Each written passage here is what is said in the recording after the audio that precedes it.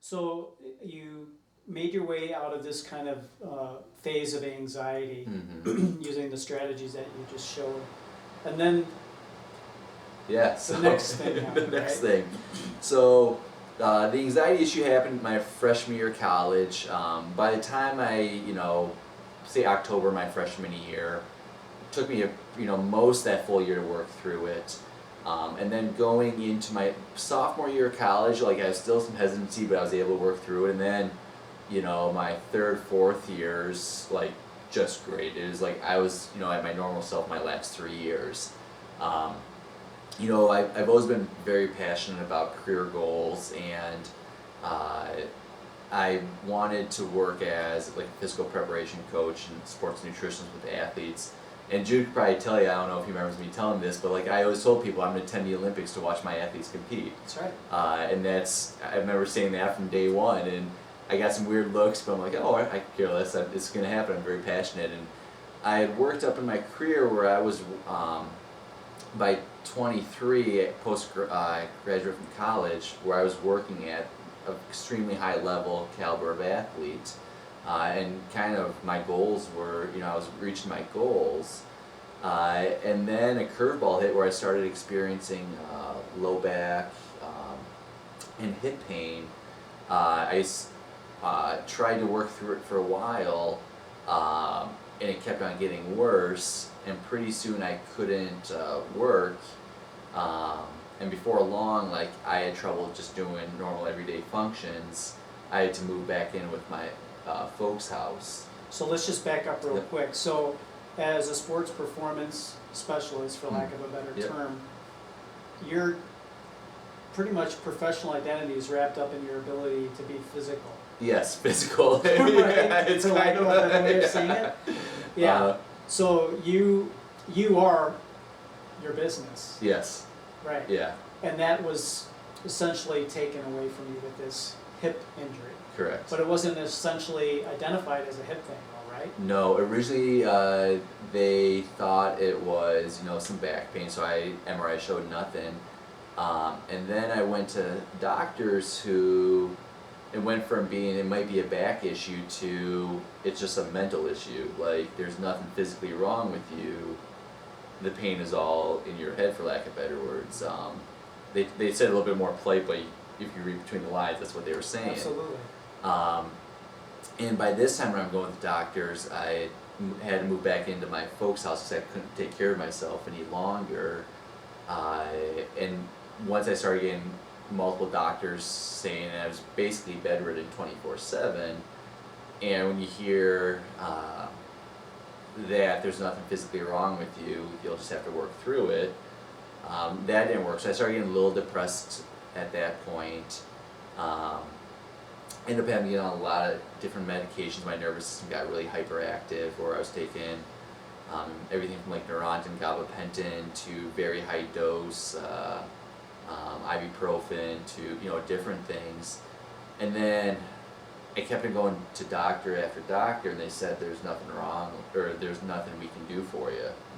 And that's when I started to lose hope. A lot of people in my life who were kind of friends with me as I was moving up started drifting away from me, so I kind of lost my social connection. As you said, my life was wrapped up in my job, and that was pulled out, and the physical pain, and that's when I really started kind of diving into a deep depression with everything. And so, I liked how you're describing it before, not because I thought it was cool, but I just thought your ability to articulate this idea of the darkness that Yeah. you're experiencing and with light of day versus dark. Yeah. Maybe could you Oh, relate yep, some of I'd be that? happy to.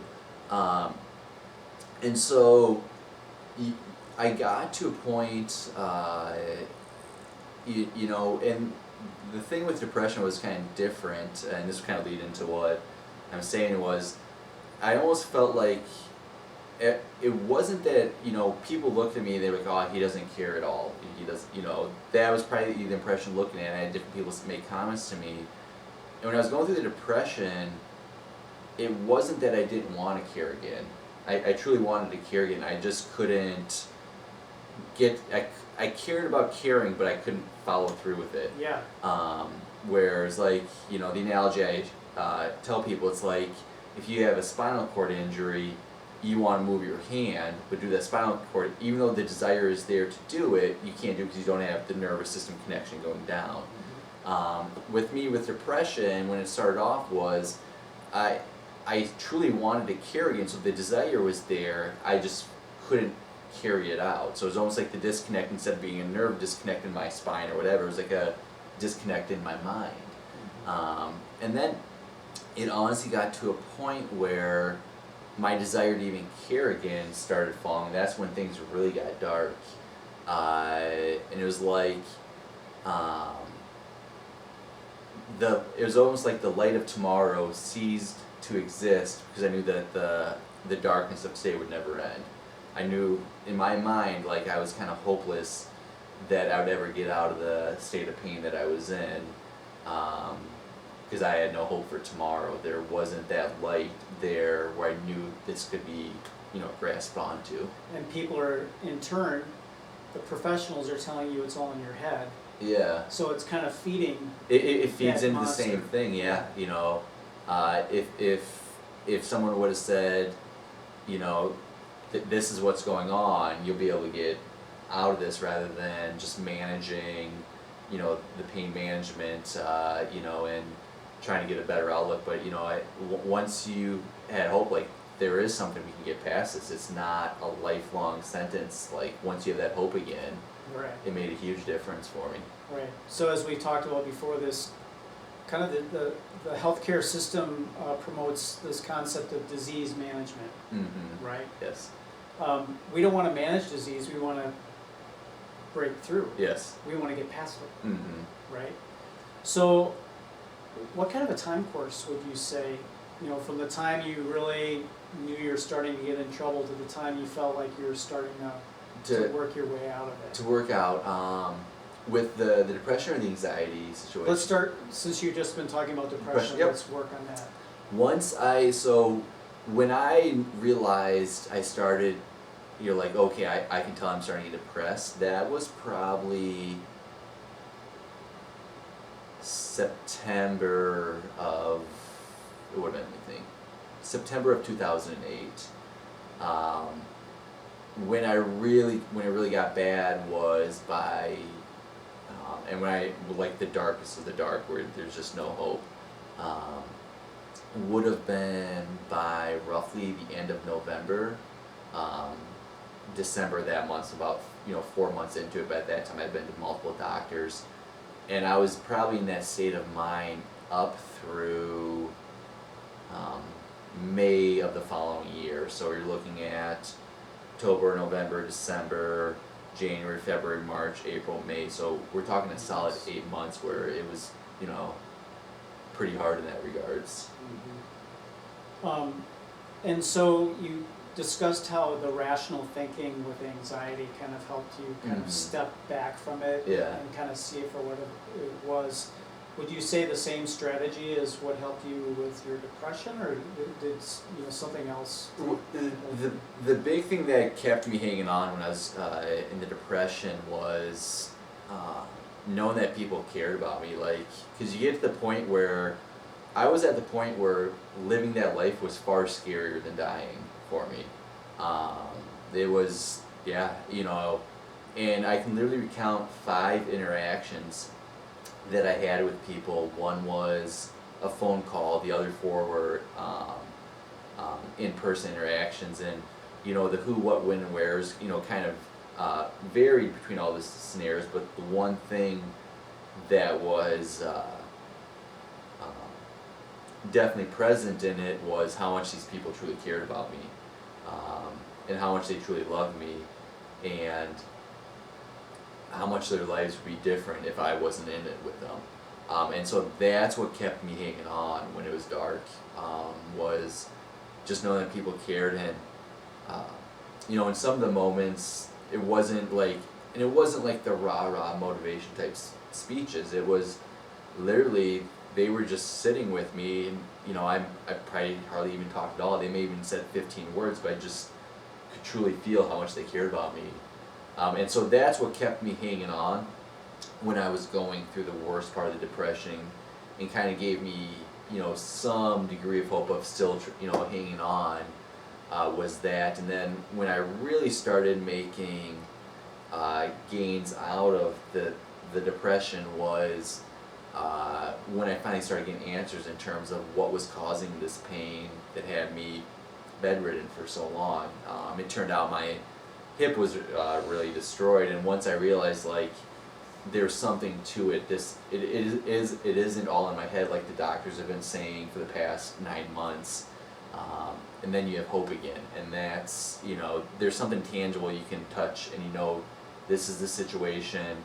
I can now that I know what's going on, I can now almost pull myself back up and see like there's now light, because I know what can happen to get to this point. And on these 5 instances, being that you were in the mental state that you were, how did they come to be?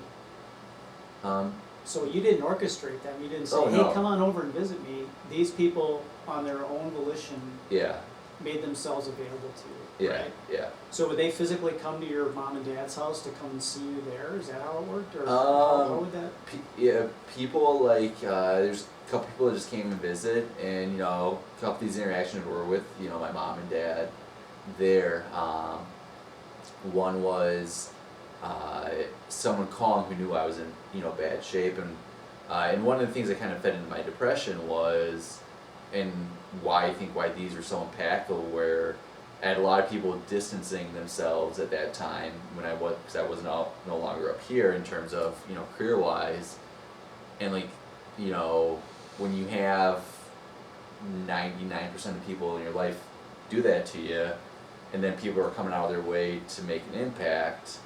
And some of them, I had seen them multiple times before, but it was a specific interaction of, and there was nothing rhyme or reason why, like this moment, why this one, even though this person had seen me 10 times, why it was say the 9th time they saw me as opposed to the first date, like. And I think it was the buildup of where it's easy to see someone once, but when they keep on extending, the same love and compassion, it's like you just get to the point where it just kind of breaks through, and it's like, wow, like if I wasn't here anymore, this person would really be devastated. Yeah. Yeah. I find that part fascinating. And the fact that there is recognition on your part. Yeah. And again, this is Sean's story. We're not trying to gloss this over as this is the way it works for everybody. Yeah, everyone's their own unique person, in that regards. Yeah, but it just makes you realize how impactful having another person come to you with compassion and love. And maybe, like you said, they may not have said 5 words to you. And you can imagine being there. I mean, I've had anxious moments, as I've shared with you, but I can't say I never quite got to that. Yeah. So I can't even imagine it. So thanks for sharing that. No worries. So you've come back, and basically, why don't you just share what's happened physically? So you had surgery to repair your body. Had surgery. They got it repaired, and now doing great. I currently I'm living the dream I told Jude about. 10 plus years ago. I currently work with a very high level athlete who was a medalist at the last Olympics. He's a world champion. He's been world champion before, but I traveled the world. Spent a lot of time in Europe, a lot of time in Asia. I'm literally living the dream that I had. Isn't that awesome? I know. It's pretty cool. Yeah. So, and we're lucky enough to get him for these few days. I actually told him that we could even do this online. He's like, "Well, I'm going to be in town next week." I'm like, "Well, I'd rather do that and actually see you and be in the same room with you." So this is the best. So people might think, "Oh, good for you. You had your bad moments and now you're riding high and living the life." Has there been any moments where, I don't want to say relapse, but moments where you feel like there's that maybe backsliding, and what happens when you, is there recognition that comes with that? Or? With the I mean, I think everyone has bad days here and there. Sure. I mean, I had bad days here and there before I even had my depression. I mean, like just life, you have a rough day. here or there, but like, um, I've never had anything remotely close to what I felt during that depression. Like, that was a totally different, world. So I'm very thankful, very grateful. I've never had that experience again. The anxiety, like I said, I'll have anxious moments here and there, um, but nothing at the same level where it was extended on for, multiple months like I did when it was roughly about 15 years ago when I was in school. And I think the reason why I don't have them is, obviously with age you gain perspective. And then, like I said, anytime I start feeling like kind of anxious about something, my mind always goes back to those two questions I always ask myself. One, am I looking at this rationally or irrationally? And by doing that, I feel like I kind of separate myself away from the problem a little bit. That has been really impactful. And then just asking myself, worst case scenario, event XYZ happens, with the people who truly care about me, would that affect the way they looked at me? And the answer is no on that. Right. So it sounds like you developed a strategy Yeah. that you can utilize, and Uh-huh. the fact that you've had an experience that was successful, Yeah. you can replicate that again. Replicate that again. And the other thing too is, kind of like we were talking about earlier, is, mental health, it's defined as lack of disease. Well, there's, optimal health. I guess lack of disease, in my mind, that's a huge gray area that's, you have to be able to define. And what I have found is, now I know, after going through that experience, it's kind of like, the mental process, like, okay, this starts happening, and then you kind of feel yourself kind of slowly there. The difference is, after going through it and developing tools and, strategies, if I start feeling like, oh, I'm starting to feel a little anxious about this, before going through these issues, maybe I slid down here, but now that I have tools, it's like you hit it off at the pass. Right. Before it gets to the point where Exactly. you're having panic attacks. Yes. And so that's, and I realize everyone has a different story and a different situation, and it might not work as well for some as others, but that's what I have found is, you have these, whatever strategies they are, to help prevent it from developing further. And that way you can spend more time in the optimal maximal health, as opposed to really sliding down, at least for me personally. So I have never asked you this question, and I don't mean to put you on the spot, but when we talk about what happened with your anxiety in the beginning, Mm-hmm. and even to a certain extent with your depression, things that you relied on from an identity perspective were taken away from you. Mm-hmm. What would you say is your identity now, if you were to take those things away from you? And I think, Yeah. foundationally, you as a human being, with that, Even if you take stuff away from me, I still have the ability to help other people. Take away, career, this, that. The people who care about me, that's not going to change. And so, the identity is, I'm trying to figure out how I want to best. My identity now is, as much wrapped up into those I care about, and knowing that people care about me, and knowing that, like, you can work through situations on there. And it's kind of weird, like, I think each time, you share a story, I'm fortunate now. 10 years ago, 15 years ago, when I had these experiences, I would have been able to share them. Like, and a lot of it was, I was concerned, like, how would my colleagues, look at me? Even now, like, someone may not hire me because they know I've experienced this, and that's their decision now. Where I would have been, in my 20s, much more, 10, 15 years ago, much more hesitant about that, or from like a social level, where now it's like, when you can share relatable moments with others, like I said, I've never been in anyone else's shoes exactly, but when you have relatable moments, you know, you can get them out there, you can truly help people. So yeah, so this really I'm kind of going all over the map here, I realize. But No, I think it's a really neat thing, Uh-huh. and I did kind of, take it by surprise with that, but I just noticed calmness Yeah. about you. And that's the thing, like, to get excited now, when you've been in really bad places, be it physically or mentally or, whatever the situation is, it's kind of like, you think of, the easy way to kind of think about it is, everyone has a pain scale, a 1 to 10 pain scale. And I remember before I had, the issues with my back and hip, this was my pain scale. And then I was like, once it got bad, I'm like, wow, my 10 really wasn't a 10. So all of a sudden my new 10 becomes like an 8, and then more pain comes. And I'm like, okay, well my original 10 was really like a 6. And so it's like you kind of stretch out your scale of what pain is, or your scale of what, is really awful, in the world. And so a lot of everyday things, I'm like, you know what? It's fine. You just get to a point where you accept that things are gonna happen, but it doesn't mean the world is over. It's like, you know what? This may be bad now, but I know I'll be able to work through this. I have people around. You have friends, you have support.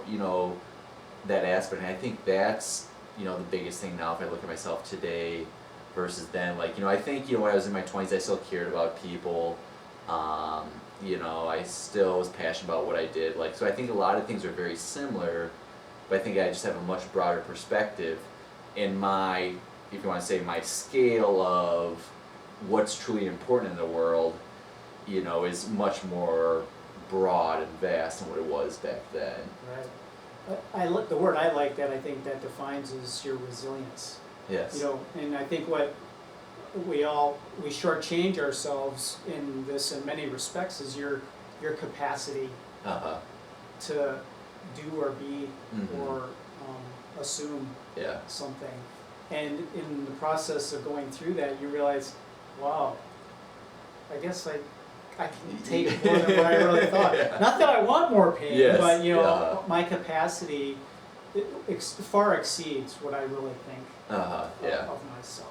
I think a lot of people are capable of, achieving or accomplishing or doing or pushing through more than what they think they're capable of until that situation hits. Like, and then from there you just learn to grow, and like you said, you just develop a longer scale of, like, I call it scale, but your resiliency, but same idea. You just develop a lot more that you realize you're capable of handling.